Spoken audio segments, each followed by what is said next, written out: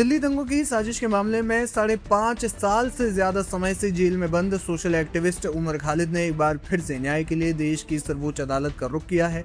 खालिद ने supreme court द्वारा 5 जनवरी 2026 को उनकी नियमित जमानत याचिका खारिज करने के फैसले के खिलाफ एक पुनर्विचार याचिका दायर की है।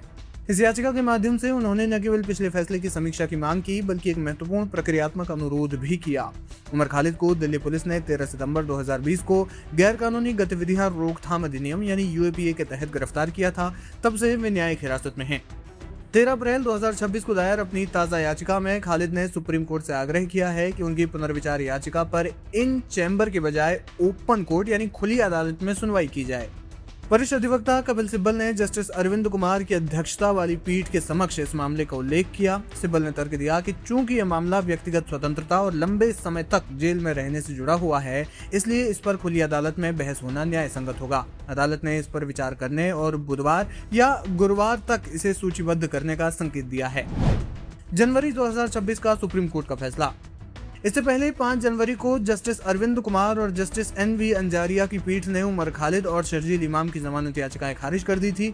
उस समय अदालत ने अपने 123 पन्नों के विस्तृत आदेश में कहा था कि रिकॉर्ड पर मौजूद सामग्री से प्रथम दृष्टया ये प्रतीत होता है कि खालिद के खिलाफ आरोप सही हैं। अदालत ने दिल्ली पुलिस के इस तर्क को स्वीकार किया कि खालिद दंगों की योजना बनाने, फंड जुटाने और भीड़ को उकसाने में केंद्रीय भूमिका यानी मुख्य भूमिका में थे। अदालत ने तब ये भी स्पष्ट किया था कि यूएपीए की धारा 43D उपधारा 5 के कड़े प्रावधानों के तहत यदि अदालत को लगता है कि आरोप प्रथम दृष्टया सच है तो जमानत नहीं दी जा सकती। खालिद की नई कानूनी लड़ाई का एक मुख्य आधार समानता का सिद्धांत है।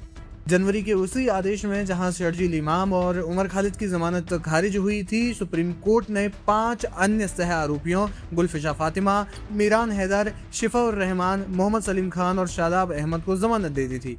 खालिद के वकीलों का तर्क है कि उनके खिलाफ भी लगभग वही सबूत और गवाह हैं जो अन्य 5 आरोपियों के खिलाफ थे। उन्हें जमानत मिल चुकी है। याचिका में यह भी रेखांकित किया गया है कि खालिद पिछले 67 महीनों से जेल में है और मुकदमे की गति बेहद धीमी है, जिससे उनके मौलिक अधिकारों का हनन हो रहा है। कानूनी जानकारों का मानना है कि पुनर्विचार याचिकाओं में सफलता की दर बहुत कम होती है, क्योंकि अदालत आमतौर पर अपने फैसले को अंतिम मानती है जब तक कि रिकॉर्ड में कोई स्पष्ट गलती न दिखे। उमर खालिद ने कपिल सिब्बल के माध्यम से पुनर्विचार याचिका दाखिल की है और सुप्रीम कोर्ट से आग्रह किया है कि उनके पिछले फैसले पर एक बार फिर से विचार किया जा सके। अब सबकी निगाहें अगली सुनवाई पर टिकी हुई है, जहां यह तय होगा कि क्या सुप्रीम कोर्ट अपने पुराने रुख पर कायम रहता है या खालिद की लंबे समय से चली आ रही कैद को खत्म करने का कोई रास्ता निकलता है।